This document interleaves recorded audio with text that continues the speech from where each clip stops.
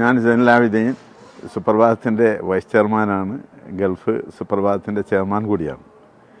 ഇന്നലെ സുപ്രഭാതത്തിൽ വന്ന ഒരു അഡ്വർടൈസ്മെൻറ്റ് വല്ലാതെ വേദനിപ്പിച്ചതും പ്രയാസപ്പെടുത്തിയതുമാണ്. സത്യത്തിൽ അത് സുപ്രഭാതത്തിൻ്റെ പ്രഖ്യാപിത നയങ്ങൾക്കെതിരെയാണ്. സന്ദീപ് വാര്യരുടെ മാറ്റം എന്തുകൊണ്ട് ഉൾക്കൊള്ളാൻ കഴിയുന്നില്ല?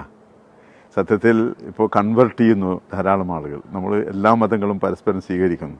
അതുപോലെ നല്ലതിലേക്കുള്ള ഒരു ചേഞ്ചിനെ ഉൾക്കൊള്ളാതെ ഇന്നലെ കൊടുത്ത ആ വാർത്ത, ആ അഡ്വർടൈസ്മെൻറ്റ് ആക്ച്വലി BJPക്ക് ഗുണകരമായി തീർന്നതെന്നാണ് എല്ലാ തരത്തിലുള്ള വിലയിരുത്തലും.